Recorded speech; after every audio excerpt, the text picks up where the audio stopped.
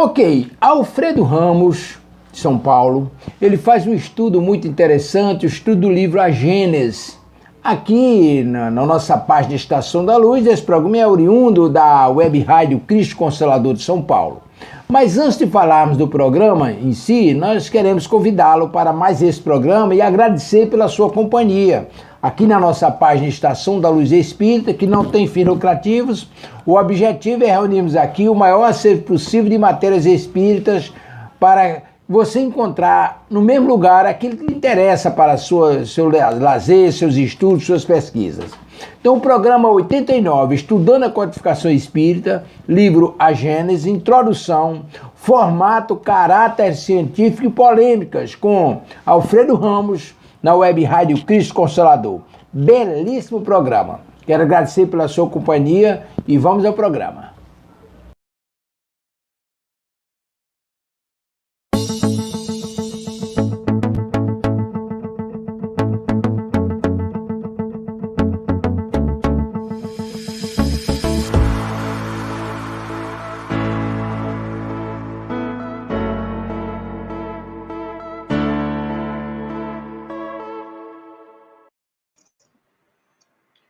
Muito boa noite, meus caríssimos irmãos e irmãs. Sejam muito bem-vindos a mais uma apresentação da nossa Web Rádio Cristo Consolador. Esse programa faz parte de um pacote, que é o estudo sistematizado da codificação espírita. Então, tem dias e horários para os outros livros da codificação, o livro dos Espíritos, o livro dos Médiuns, o Evangelho segundo o Espiritismo, Céu e Inferno, e hoje é o dia do 5º livro da codificação, a Gênese. Então nós vamos passar um bom tempo, não só hoje, mas durante alguns meses, estudando profunda e detalhadamente esse livrinho aqui. Esse livrinho aqui, que muita gente sai correndo dele aqui, né? Então nós vamos... esse vai ser o nosso assunto, o nosso tema, a razão de ser desse nosso encontro, sempre às quartas-feiras, às 19 horas, neste horário. Antes de nós iniciarmos, então, como de hábito, em todas as atividades espíritas, nós vamos, então, fazer uma breve prece inicial, pedindo a proteção, então, dos espíritos superiores. Então, eu vou convidar a todos, então, que fechem os seus olhos, que façam uma pequena preparação, então, antes de começarmos a nossa atividade. A nossa atividade, ela é puramente mental, mas nós vamos fazer uma pequena preparação em 3 estágios para facilitar esse nosso momento. A primeira preparação é a do ambiente. Nós vamos procurar sempre nos posicionar na nossa casa, onde estivermos, em algum lugar, no cantinho, em algum lugar sossegado, para que não seja um local de muito trânsito das pessoas, para diminuir a possibilidade de sermos interrompidos. E isso vai atrapalhar na nossa atenção, a nossa concentração. Então, a primeira parte da nossa preparação é essa do ambiente. Vamos deixar o nosso celular de lado, vamos procurar realmente dedicar a atenção integral para essa atividade de estudo. A segunda parte da nossa preparação é a preparação do corpo físico, que também é importante, embora a nossa atividade seja puramente mental, mas é importante que o corpo físico não ofereça nenhum embaraço, não atrapalhe de forma alguma a nossa concentração, às vezes uma dorzinha crônica. Então nós vamos procurar nos sentar de uma forma bastante confortável, cada um sabe o que é confortável para si. Vamos procurar relaxar a nossa musculatura, as pernas, do abdômen, do tórax, dos braços, da face, do maxilar, da testa, que muitas vezes nós esquecemos franzida por muito tempo, com a musculatura enrijecida, e isso depois, até com o passar do tempo, até gera um pouquinho de dor de cabeça. Então nós vamos buscando esse relaxamento físico.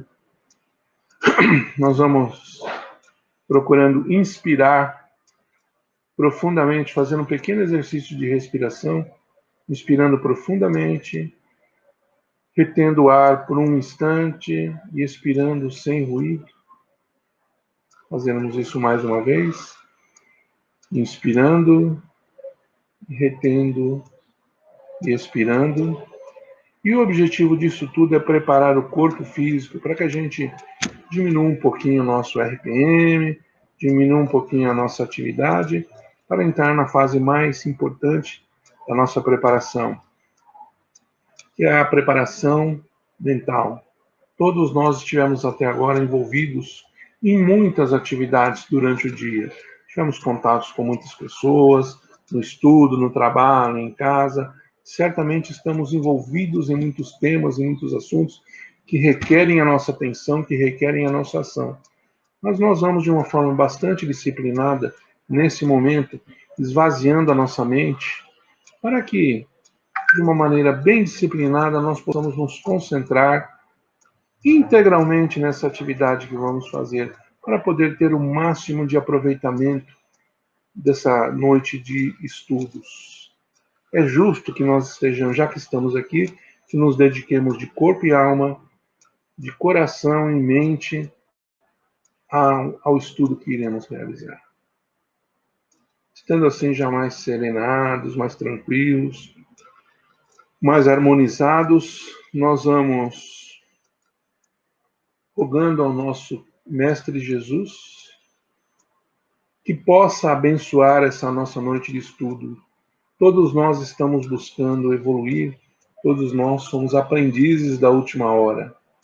Talvez estivéssemos adiando esse estudo, essa dedicação por muito tempo, por muitos séculos, por muitas encarnações, mas finalmente agora chegamos aqui, estamos realmente empenhados em aprender, em evoluir, em subir mais um degrauzinho na escada da evolução moral e intelectual, porque nós estamos vendo que agora é o momento da transição do nosso planeta de mundo de expiação e provas para mundo de regeneração.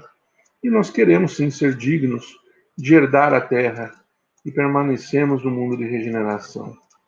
Por isso nós vamos então pedindo a Jesus que abençoe esse nosso esforço, que facilite o nosso caminho, para que nós possamos sempre estar aqui reunidos nessas quartas-feiras, nesse horário, para acompanhar esse estudo baseado na codificação espírita, que reflete basicamente os ensinamentos de Jesus.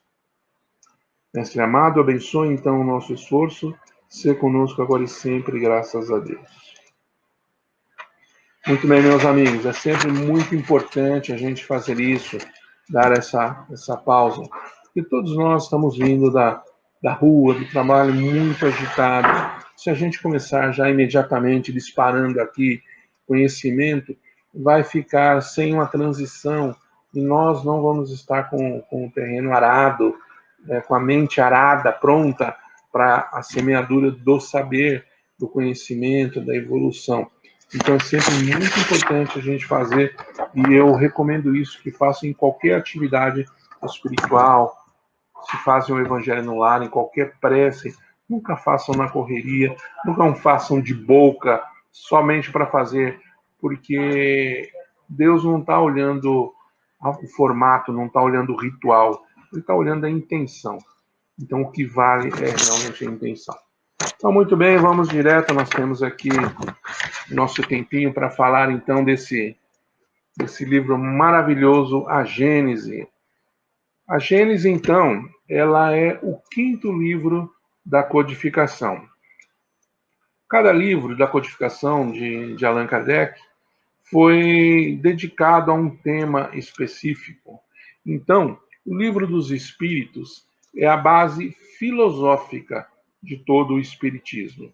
Normalmente é o livro que nós começamos a ler, é raro achar um espírita que não conheça, que não tenha estudado ou não esteja estudando o Livro dos Espíritos. Depois disso vem o Livro dos Médiuns, que trata da prática da mediunidade. Como o Espiritismo é o cristianismo redivivo, ele veio relembrar tudo que Jesus ensinou e veio também enfatizar algumas coisas que Jesus não teve ensejo de ir mais em detalhe, mais a fundo, porque a humanidade não estava preparada. Então, Jesus que nos ensinou a existência do plano espiritual. Isso não é uma novidade do Espiritismo, isso é um ensinamento de Jesus. Mas a prática da comunicação com o plano espiritual, de uma forma ordenada, de uma forma racional, isso veio com o Espiritismo, isso está totalmente esmiuçado no livro dos médiuns. Depois, nós temos o Evangelho segundo o Espiritismo, terceira obra da codificação, que é a base moral do Espiritismo. Como nós dissemos, o Espiritismo é um revival dos ensinamentos originais de Jesus. A moral de Jesus ela é a mesma em qualquer religião, seja ela qualquer religião cristã, não seja ela no catolicismo, no protestantismo, em qualquer religião, a base moral, os ensinamentos morais são comuns e também no Espiritismo. Então, o Evangelho segundo o Espiritismo é uma coletânea desses ensinamentos morais e uma análise de todos esses ensinamentos, uma análise do ponto de vista racional com a técnica, vamos dizer assim, do Espiritismo. Depois nós temos o céu e o inferno, que é um estudo profundo, jamais filosófico, sobre a justiça divina. Então é um livro fundamental também, fantástico, muito interessante. É aquele livro tipo divisor de águas, realmente, que faz toda a diferença para quem tem a oportunidade de estudar. E, por fim, nós temos a Gênese. A Gênese é a base científica da doutrina espírita.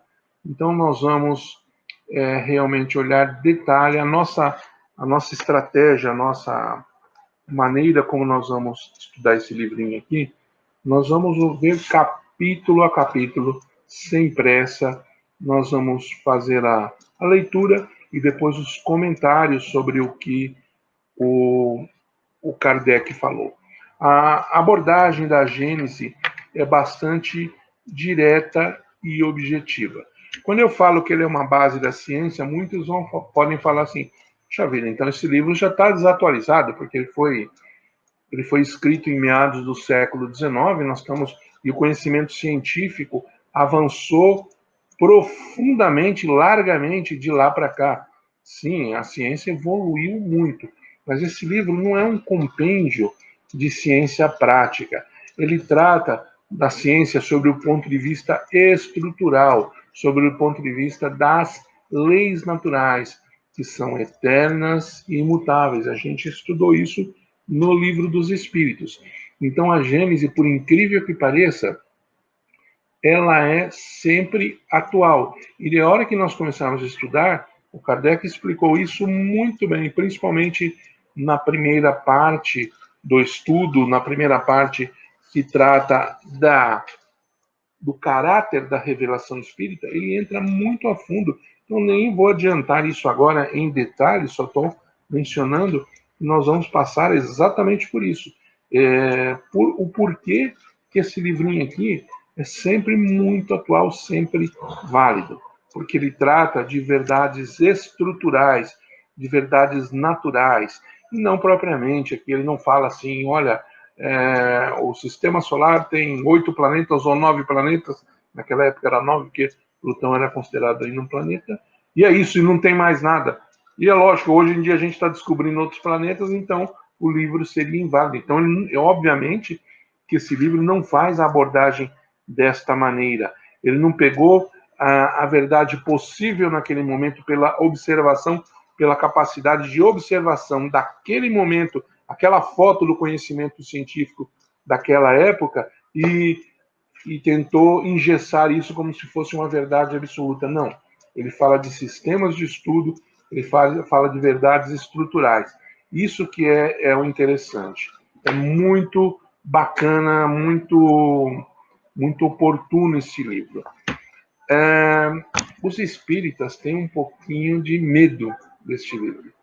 Não são, embora eu disse que quase todos os espíritas já estudaram, já leram o livro dos Espíritos. E eu posso dizer com certeza que são poucos os espíritas que realmente estudaram como se deve este livro aqui. Por quê? Porque justamente o teor dele, a hora que a gente pega o índice, e daqui a pouquinho nós vamos dar uma passada geral no índice dele, só para a gente ter uma ideia, quando a gente dá uma passada no índice, a gente vê que ele exige um certo conhecimento científico, sim.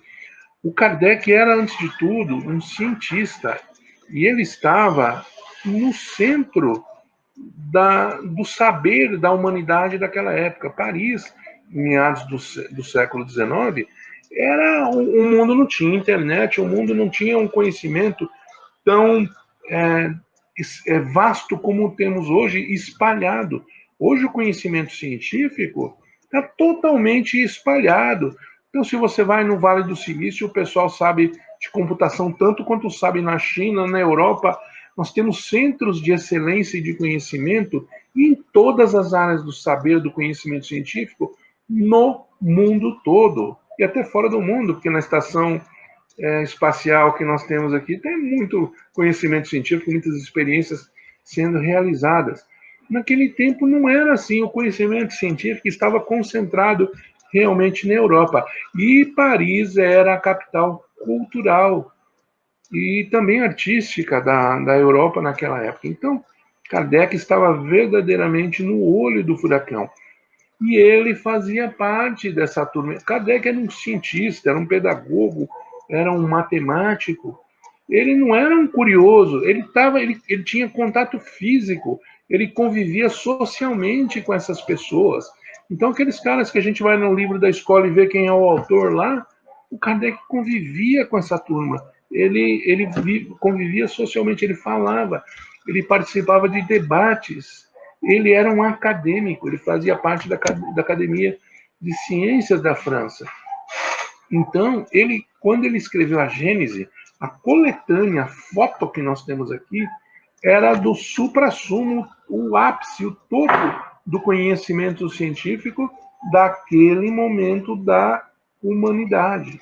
Então, a gente vai ver temas aqui que os contemporâneos do Kardec, ao lerem esse livro, ficaram espantados pelo teor, pela qualidade do teor deste livro. Então, ele realmente era um pouquinho mais difícil. E isso coloca um pouquinho de medo nas pessoas até hoje. Mas nós vamos acabar com isso. Por quê?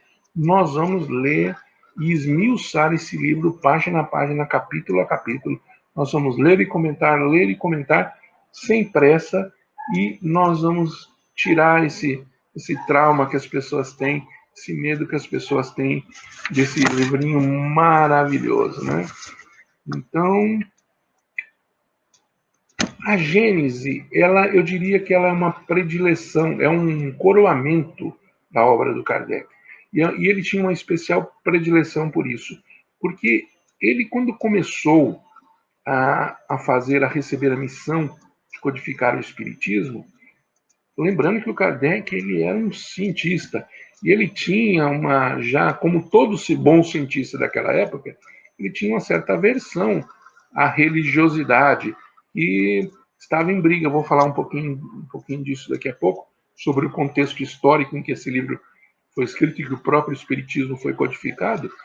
Então ele tinha uma aversão. Então, quando o Kardec começou, ele não achava que ele ia fazer um livro chamado O Evangelho segundo o Espiritismo, porque realmente não estava nas cogitações iniciais dele. Mas os espíritos, o Espírito da Verdade, aquela pleiade de espíritos comandados por Jesus, que ditaram toda a obra, eles acabaram encaminhando, explicaram, e o Kardec entendeu que a evolução não pode ser somente intelectual, ela tem que ser intelectual e moral, equilibrada. Então, o ser humano, para voar, o espírito, para crescer, ele é como um passarinho que tem que ter duas asas, a asa do intelecto e a asa da moral. e as duas têm que estar proporcionais, senão o passarinho não consegue alçar voo. Se uma asa tiver muito pequenininha, e normalmente é a asa da moral, sempre a gente evolui primeiro a asa do conhecimento, e a outra está pequenininha, não há equilíbrio, a ave não consegue voar. Agora, com as duas equilibradas, é aí sim que nós vamos alçar os voos da evolução. Então, isso o Kardec não tinha ainda, quando ele começou a codificar a obra, ele realmente não sabia disso, e ele foi entender e depois aceitou. Mas ele era originalmente um cientista, então essa obra, para ele, é um coroamento, foi um prêmio. Ele fez com todo o gosto do mundo, né? Então, o que mais que eu posso falar nessa introdução antes de avançar aqui? Então, vamos lá.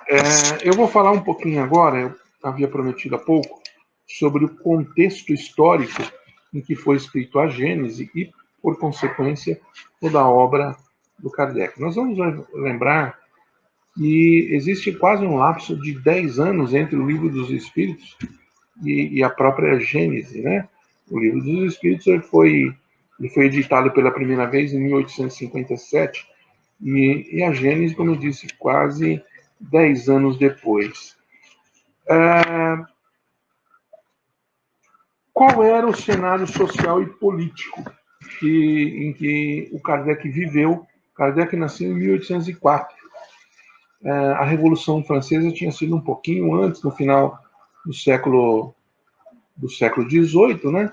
Então, nós estávamos na fase do iluminismo. O que é o iluminismo? Nós estávamos naquela fase, então, politicamente falando, com a Revolução Francesa, começou a cair aqueles regimes monárquicos absolutistas da Europa e foram substituídos pelas democracias. Isso aconteceu na França, principalmente pela Revolução Francesa, e com a independência da América. Então, a América, os Estados Unidos, ele saiu diretamente de um regime, eles eram súditos da rainha, do rei da Inglaterra, da monarquia inglesa. Eles não passaram por uma monarquia local, como o Brasil, por exemplo. O Brasil se tornou independente do Reino de Portugal, mas ele se tornou um império, se tornou também um regime monárquico e que até duradouro. Os Estados Unidos não aconteceu isso, eles passaram diretamente, eles fizeram duas revoluções dentro de uma. Eles fizeram a revolução da independência e a revolução do avanço do sistema de governo e passaram diretamente para um regime republicano. Não é uma coisa, não é pouca coisa não, né? Então, com isso, esse era o clima político. Estavam ruindo as monarquias que já estavam há séculos instauradas, e as monarquias, sempre lembrando, elas foram sempre baseadas e justificadas numa pretensa poder divino, um direito divino daquelas pessoas de serem os monarcas, os reis, os imperadores. Era assim que era justificado. Eu sou o rei porque eu ganhei, isso é de família, a minha família ela tem uma descendência tal aqui, que tem uma ligação lá com Jesus, e eu tenho um direito divino de ser o líder deste povo. Era mais ou menos essa a justificativa. Era assim. Por isso que não era fácil só, se eu matar o rei, eu vou me tornar o rei. Não, não era assim, não. Tinha todo um contexto, né? Tanto é que quando eles faziam revoluções para depor o monarca de plantão, eles sempre, os revolucionários sempre buscavam regimentar alguém da família real que tinha direito de sangue de substituir o rei. Então, um primo do rei, um irmão, alguém realmente que tivesse, porque não podia ser qualquer gaiato lá, mesmo que ele tivesse um exército, ele tivesse o poder, a força para derrubar aquele regime e derrotar o exército, ele não ia ter o reconhecimento do seu governo, porque ele não tinha direito de linhagem, não tinha direito de sangue. Então, isso foi assim. E o que acabou com isso foi justamente a Revolução Francesa, foi o principal, acabou com esse sistema. Então, nós estamos vivendo isso. Com a evolução dos sistemas de governo, o que aconteceu foi um afastamento da Igreja Católica dos regimes, dos governos, porque até então havia uma relação promíscua entre Igreja e Estado. Os estados não eram laicos, eram estados religiosos. Se não eram teocráticos, como até hoje a gente vê em alguns regimes muçulmanos, eram estados muito... O poder religioso praticamente equivalia a um poder de ministro. Um bispo tinha um poder equivalente a um poder de ministro. O Papa tinha uma imensa influência nos governos, nas decisões. Então, essa evolução com o fim dos regimes monárquicos foi também uma maneira de fazer esse rompimento da igreja e a igreja retornar para suas atividades puramente espirituais.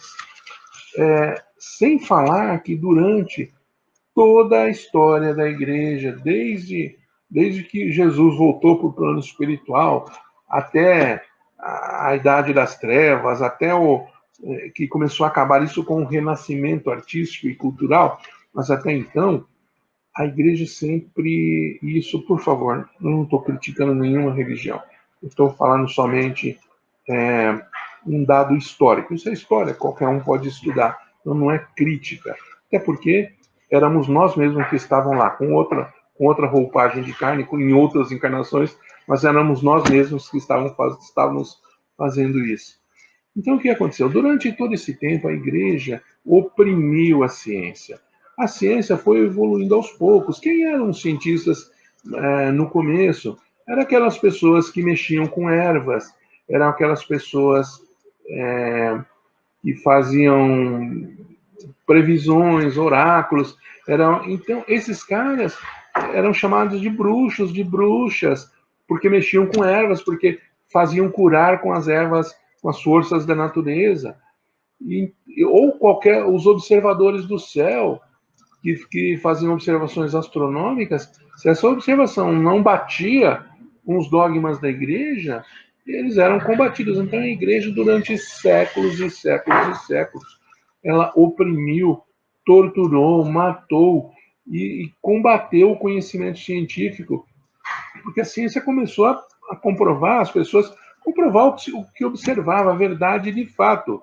E isso, como o homem deturpou o ensinamento original de Jesus, começou a criar um sistema mirabolante de dogmas religiosos que não eram naturais, não eram verdadeiros. E a observação científica contrariava esses dogmas. Então a igreja começou a combater, falando, não, vocês têm que acreditar nisso aqui. Isso foi séculos e séculos e séculos. Isso causou, quando a ciência, por fim, conseguiu se desvencilhar, e principalmente o fim dos regimes monárquicos deu ensejo a isso, quando houve esse divórcio, houve um divórcio muito litigioso. A ciência que estava oprimida, quando ela se libertou, ela se afastou para outra extremidade da religião, o que também é errado, porque a ciência e a religião, elas falam exatamente dos mesmos fatos, falam da natureza, deveriam falar a mesma linguagem com abordagens diferentes, mas infelizmente ocorreu essa cisão. E a ciência, é aquela história do pêndulo, né? Estava tão oprimida, quando se libertou, aí ela também começou a desprezar de maneira muito intensa a religião, e isso dura até hoje. Cientistas têm vergonha de falar que acreditam em Deus. Se ele falar no meio científico, no meio acadêmico, ele vai ser até olhado com rabo de olho, vai ser desprezado, não vai ser um cientista menos respeitado. Então, o cientista não se manifesta até hoje sobre questões espirituais, religiosas. Agora estão começando a se libertar um pouquinho disso, mas até hoje não se manifestavam sobre as questões espirituais por conta desse divórcio que ocorreu, e foi exatamente nessa época que antecedeu a codificação espírita, dois séculos antes. Então, o renascimento que ocorreu na história, aqueles artistas do Renascimento famosos, Michelangelo, Da Vinci, isso no campo das artes. Mas o Renascimento não foi só cultural, foi também científico. Foi ali que começou a haver a separação, então, da ciência e da religião. Ainda naquela época, no começo, a religião ainda tinha poder, tinha o Tribunal da Inquisição, tanto é que Nicolau Copérnico foi intimado. Galileu Galilei teve que renunciar ao que havia dito, que a Terra não era o centro do universo, que a Terra era que girava em torno do Sol e não o contrário, mas isso contrariava a bobagem religiosa que eles tinham inventado, que Deus tinha reencarnado neste planeta. Olha que loucura. Então, como que Deus vai reencarnar num lugar que não fosse o centro do universo? Aí a ciência, a astronomia começou a observar, não, pera um pouquinho, não é bem assim não. É nós que giramos ao redor do Sol. Como isso contrariava o dogma religioso, a religião foi lá e foi para cima. E ainda tinha naquela época poder. Depois acabou realmente fazendo esse divórcio litigioso que ocorreu entre a ciência e a religião, que infelizmente é uma herança que a gente trouxe até hoje e que felizmente está começando a reverter. A ciência cada vez mais, principalmente através da física quântica, está começando a observar coisas e concluindo, peraí, não pode haver efeito sem causa. Tem que ter uma causa muito sábia por trás de tudo isso, porque seria o caos, a matemática não deixa isso acontecer. Não seria possível que isso seja efeito do acaso. O acaso não existe, o acaso não é nada. Então a ciência está começando a voltar e vai acontecer. A ciência vai, por fim, se reconciliar com a religião. E eu não estou falando isso com a religião A, B ou C, não é isso que vai acontecer. Mas as coisas vão voltar. A ciência vai voltar a dar suporte às verdades religiosas, porque elas vão começar a falar, então, a mesma língua. Mas voltando, então, ao ambiente em que foi codificado o Espiritismo e ao ambiente em que foi escrito esse livro. Então, Kardec nasceu em 1804, estava fervilhando, então, esse iluminismo, que é a parte da ciência da observação. Iluminismo, ele fala o seguinte, só vale o que eu consigo medir, cheirar, lamber, o que eu consigo observar, foi criado o método. René Descartes, que criou o discurso do método, que escreveu esse livro, que foi quem deu o método que até hoje nós estamos seguindo. A ciência de hoje ainda é um fruto da maneira como René Descartes conseguiu organizar a ciência. Hoje a medicina é separadinha, é separada em cardiologia, ortopedia, obstetrícia, tem os vários ramos. Então, essa divisão do conhecimento é fruto da técnica cartesiana. É lógico que os médicos entendem de tudo, mas cada vez mais a medicina hoje está voltando a ser holística. Quer dizer, tem os especialistas porque tem que ter mesmo, tem que haver pesquisa, e não dá para uma pessoa pesquisar tudo. É tanto conhecimento que precisa ter as especializações. Mas, na parte de atendimento à pessoa, os médicos já estão dando um tratamento que se chama holístico, um tratamento total. Então, é um aperfeiçoamento do sistema cartesiano. Então, o René Descartes foi o grande filósofo do iluminismo. Então, ele inspirou todos os cientistas da época, e os cientistas nem ouviam falar em religião, né? Não conviviam nem socialmente, tinha um verdadeiro preconceito. Onde entrava um padre, o cientista saía pela outra porta. Então, se separaram. Infelizmente, né? Não deveria ser assim. Mas era isso. E lembra, e Allan Kardec era um cientista. E ele dava aula numa escola católica. Então, ele, inclusive, acabou até saindo dessa aula, quem conheceu a biografia dele sabe disso. Ele teve que sair porque ele não conseguiu aceitar aquela imposição. Tentaram começar a fazer pressão nas coisas que ele ensinava da natureza. Então, e nesse ambiente foi que ele codificou, e foi com esse teor, mas aí depois já com todo o resto da codificação feita, foi que ele teve o prazer de escrever esse livro. Então vamos lá. Em termos de formato, como é o formato da Gênese comparada com os outros livros da codificação? O Livro dos Espíritos, todo mundo conhece, ele é feito de perguntas, tem lá 1018, 1019 perguntas e respostas. Então, como foi feito? Allan Kardec fazia as perguntas, ele fez as perguntas, ele inspirado, é claro, né? Ele elaborava as perguntas, enviava para os médiuns no mundo todo, recebia as respostas batiam, e ele foi organizando essas perguntas e respostas por temas, por lógica, agrupando o que era da mesma temática. E isso, se a gente olhar, é o Livro dos Espíritos. É um livro de perguntas e respostas. Pergunta número 1, o que é Deus? Não é quem é Deus, né? Porque ele não personificou a divindade. Ele perguntou o que é Deus. E ali tem a resposta. Então, é assim que foi feito e a gente estava acostumado com a obra da codificação dessa maneira. Este livro não é assim. Esse livro não é de perguntas e respostas. Kardec, ele fez um pouquinho diferente. Isso aqui, ele fez um compilado baseado em toda a obra da codificação. Então tem algumas coisas que até parecem um pouquinho repetidas, mas não é não. Ele pegou tudo o que havia na codificação, no Livro dos Espíritos, no Livro dos Médiuns, no Evangelho, e acabou condensando aqui, e ele escreveu e separou por números, como se fosse... eu vou tentar mostrar aqui. Como se fosse... então, como se fossem os versículos da Bíblia. Não é exatamente isso. Então, a gente está vendo aí o 2, o 3, um pouquinho para baixo, o 4. Então, cada grupo de parágrafos que está separado por número tem a sua lógica.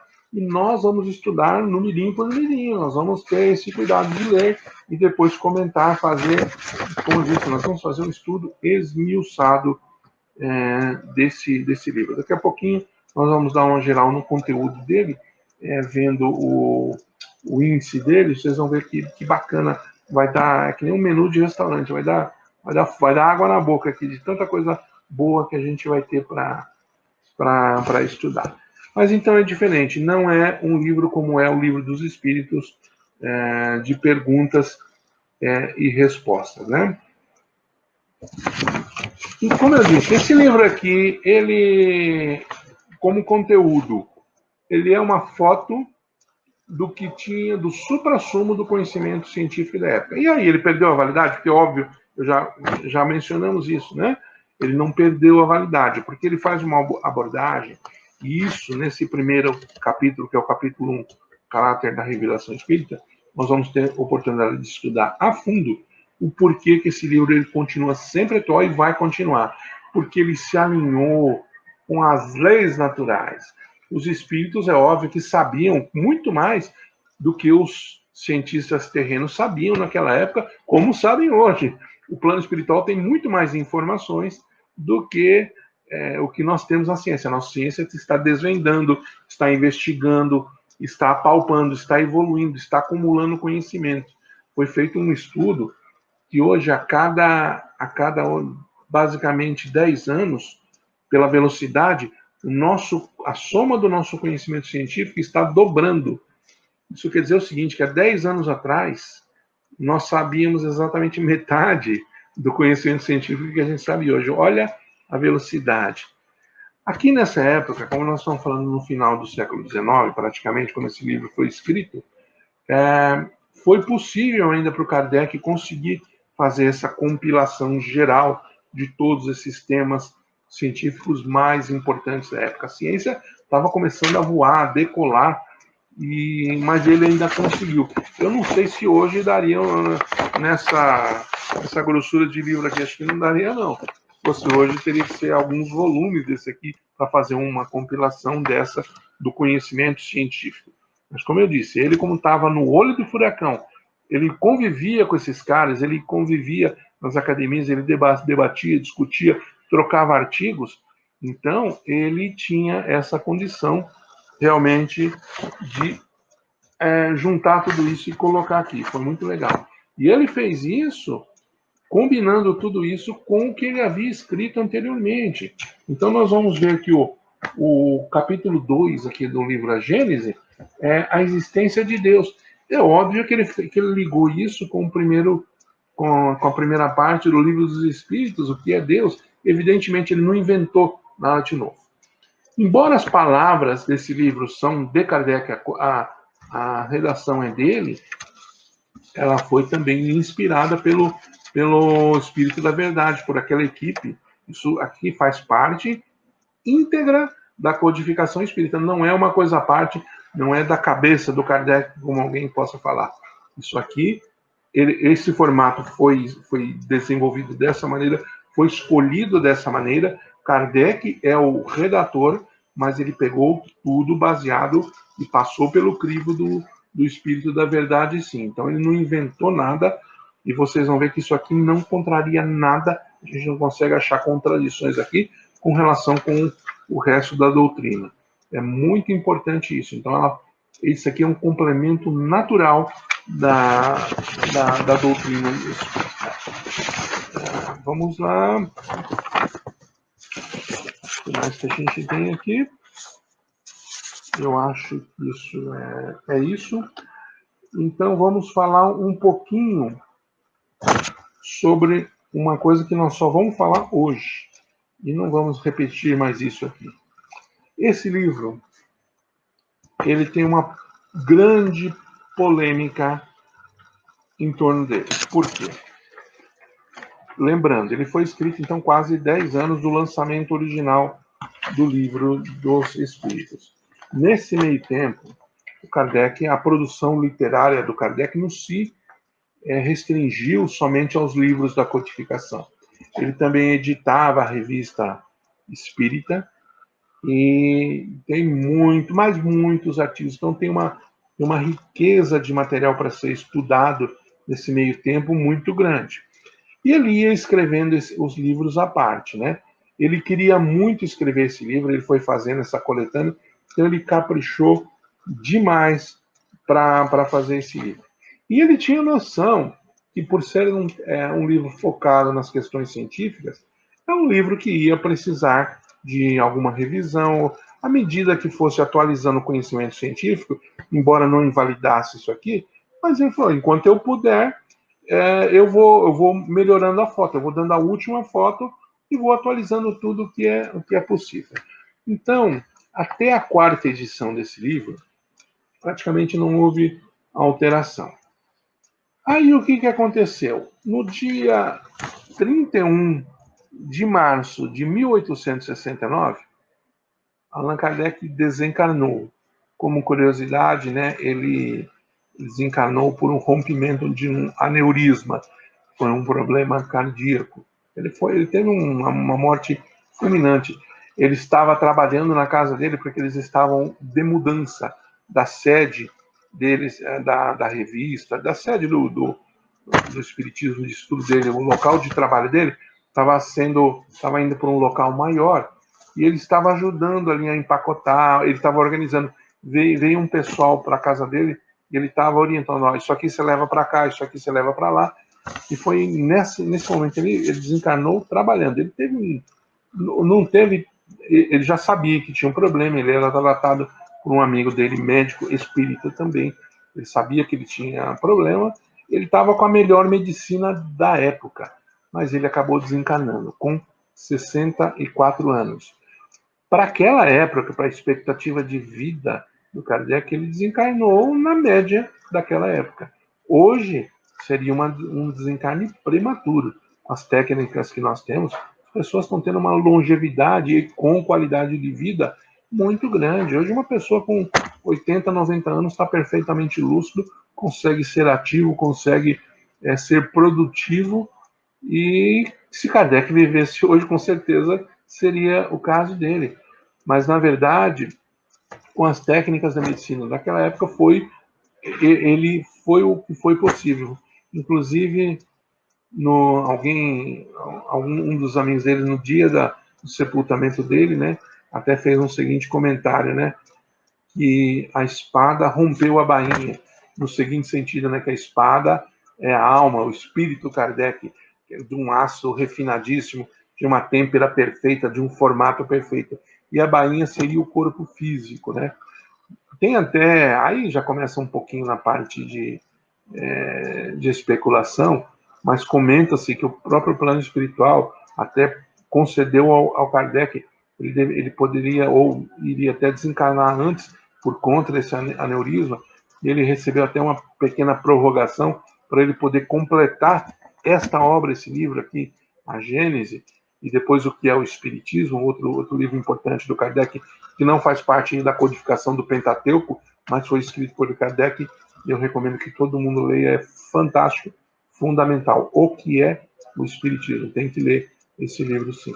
Mas então, comenta-se até que o Kardec recebeu uma pequena prorrogação para ele poder, ele já tinha esse problema do aneurisma dele, era congênito. Hoje em dia haveria técnica cirúrgica, não sei, não dá para... Aí eu estou especulando, né? Mas hoje em dia é um problema até corriqueiro, muita gente faz uma cirurgia, consegue ter muitos aneurismas que são reparáveis com a técnica cirúrgica, né? Alguns eventualmente não seriam, mas não sei, talvez fosse nos dias de hoje seria fácil, mas naquela época não havia essa técnica cirúrgica, então ele acabou desencarnando por conta disso e comenta-se então, né, aí, como eu disse, é especulação, isso não está escrito em lugar nenhum, comenta-se que ele recebeu uma prorrogação do plano espiritual para poder complementar. O espiritismo em si, é impossível numa vida humana você continuar.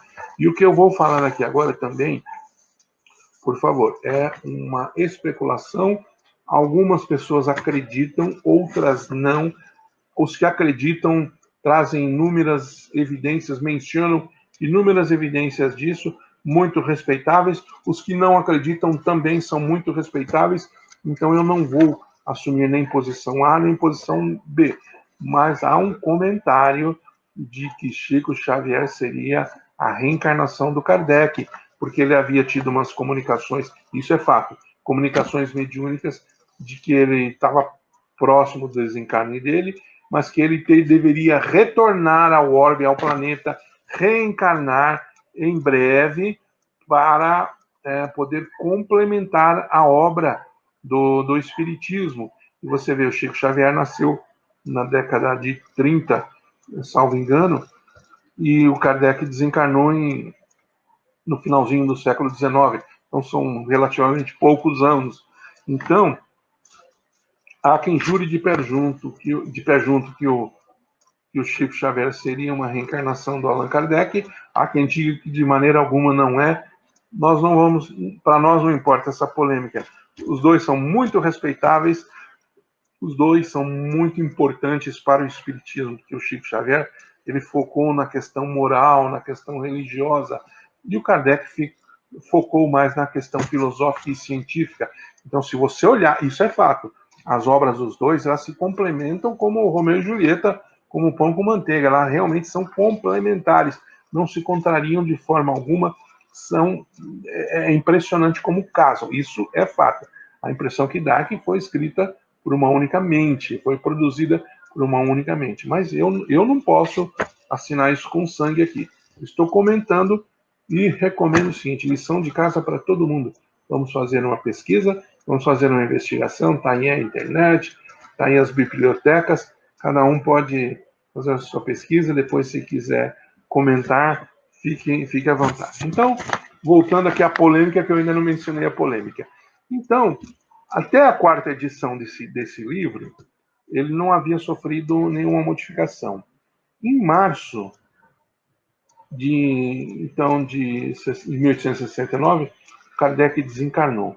E depois foi lançada uma tal de uma quinta edição. Então, entre a quarta e a quinta edição, foi lançada uma edição revisada e aumentada da Gênese, que tinha realmente algumas diferenças. Não, obviamente não era do avesso.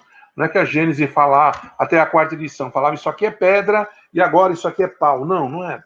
É lógico, eram pequenas alterações, pequenos acúmulos, pequenas revisões, nada tão gritante assim. Mas só que isso gerou uma tremenda polêmica, por quê? Porque o Kardec estava desencarnado.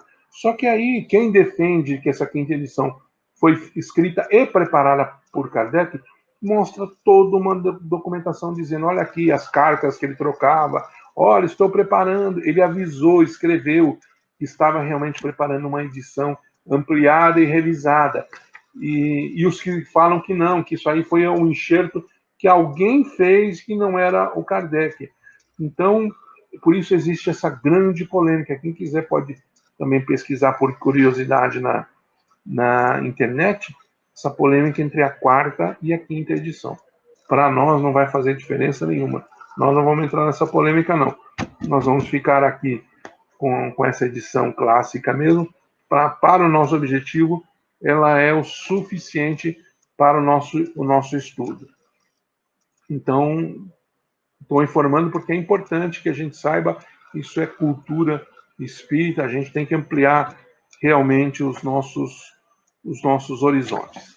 Então, meus queridos irmãos, eu acho que para hoje era basicamente isso que nós queríamos, porque na nossa próxima aula, nós vamos entrar efetivamente no estudo sistemático, na leitura e comentário de cada um desses itens, aqui desses versículos do livro da Gênesis, e vamos começar com o caráter da revelação espírita.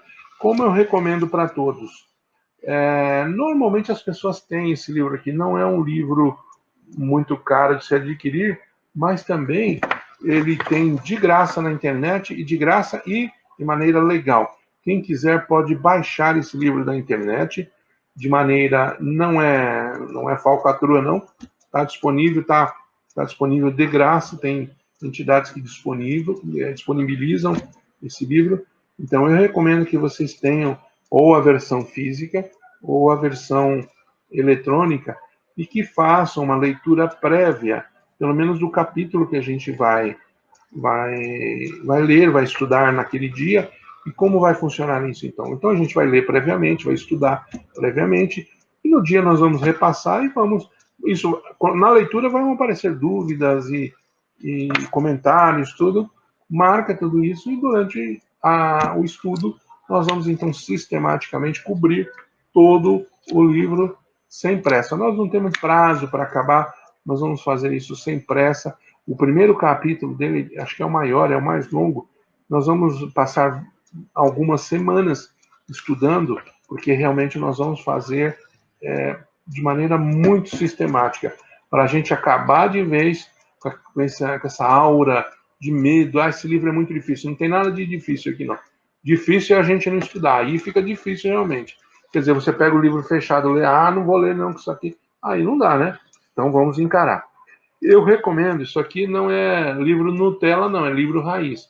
Eu recomendo que todo mundo tenha em mãos esse pequeno instrumento aqui, quem tiver a cópia física, não tenham medo, não. Façam as marquinhas ali, destaquem a parte que interessa, e vai ter muitas. O meu livrinho aqui já está todinho pintado, rabiscado, quem pode ver aqui, tá assim, ó, todinho, não tem problema nenhum. Esse livro é um livro de estudo, não é, como eu disse, é um livro raiz, é um livro pé de boi. É para fazer isso sim. Risca direitinho, marca, porque depois você volta, você leia de novo. E com relação a dúvidas, então com relação a dúvidas, nós teremos todo o prazer aqui, pela dinâmica da apresentação do programa, é difícil a gente responder na hora aqui as dúvidas, mas isso não quer dizer que a gente não possa fazê-lo. Podem mandar nos comentários, eu acredito que tem o chat, e depois eu vou pedir para o pessoal me encaminhar. Encaminhem dúvidas que tiverem comentários, e eu prometo que todos eu vou responder. Só me deixe uma maneira de contatar, ou um número, pode ser por WhatsApp ou por e-mail. Eu prometo que depois vou responder todo mundo, não vou deixar ninguém na mão, não, e vou pegar e tentar, o melhor que eu puder do meu conhecimento, limpar todas as dúvidas que houver. Então pode deixar nos chats as dúvidas, as perguntas, inclusive aquelas que fizerem com a marquinha aqui, e que depois, com todo prazer, a gente vai tratar, tá bom? Meus queridos irmãos, então, hoje, realmente não teria tempo da gente já entrar aqui no capítulo 1, porque ele já começa um pouquinho longo. Nós vamos ter o prazer de fazer isso na quarta-feira que vem. Então, nós vamos chegando, então, ao final da nossa noite de estudo de hoje. Eu espero que tenha sido bastante proveitoso. Eu espero que eu tenha sido feliz em motivar as pessoas para estudarem esse livro. É muito importante. Dizer que conhece o Espiritismo e não leu, não estudou a Gênese, é a mesma coisa que a gente ter um avião e viajar de São Paulo para o Rio de Janeiro pela Via Dutra sem levantar voo. Então, isso aqui é o ápice do que o Kardec quis transmitir. Então, é muito importante, nós vamos fazer isso juntos, com bastante afinco, com bastante dedicação. Eu espero que todos tenham gostado e aproveitado. Então, eu vou convidar, então, todos agora para fazer aquele recolhimento final, para fazer a nossa prece de encerramento, para que a gente possa sair daqui melhores do que entramos.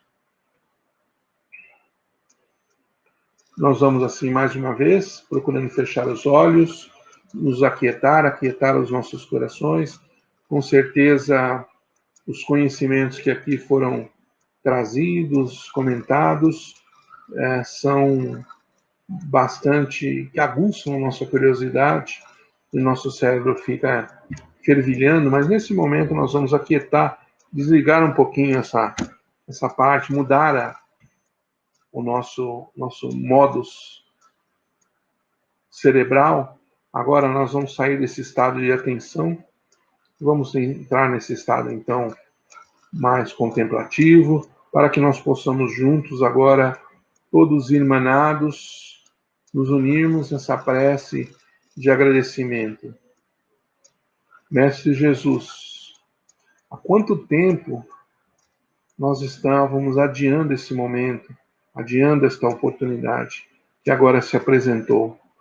Que nós possamos, então, agora, com muito afinco, abraçar esta chance de estudo, que nós possamos realmente nos dedicarmos, organizar as nossas vidas para que a gente possa sempre estar aqui, porque não basta esperar só o plano espiritual resolver tudo para nós, nós precisamos nos ajudar para que o céu nos ajude. Então nós vamos fazer a nossa parte e vamos pedir então aos nossos mentores que sempre nos ajudem, então façam a parte deles, limpando todo o nosso caminho, para que a gente possa estar sempre aqui disponíveis com uma boa atenção, para que possamos realmente aproveitar ao máximo os conhecimentos que vão ser compartilhados. Maria de Nazaré, nossa mãezinha espiritual, nós vamos aproveitando para agradecer toda a proteção que a sua equipe de trabalhadores especializados dedica a todos nós, a cura, realmente a proteção de que todos nós somos beneficiados. Mãezinha de Nazaré, que o seu manto de proteção sempre esteja nos cobrindo e que nós possamos sempre ser dignos dessa ajuda e dessa proteção.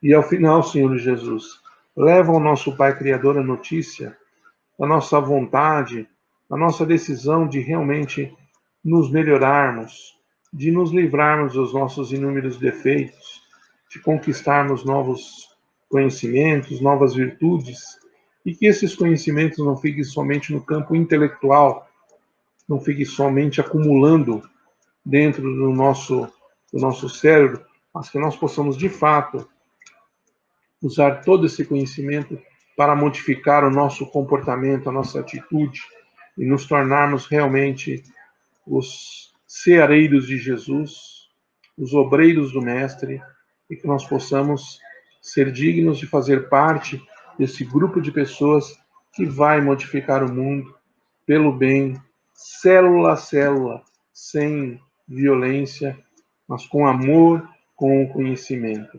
Que nós possamos ser dignos de herdar a terra regenerada. Mestre amado, dispensa-nos na tua paz, sê conosco agora e sempre, graças a Deus. Muito bem, meus irmãos, uma ótima noite a todos, que todos possam voltar para o convívio dos seus com essa sensação gostosa no coração e no cérebro também, né? Conhecimento e amor. Essa dupla é isso que nós viemos fazer aqui nesse planeta. Uma excelente noite a todos, fiquem com Deus.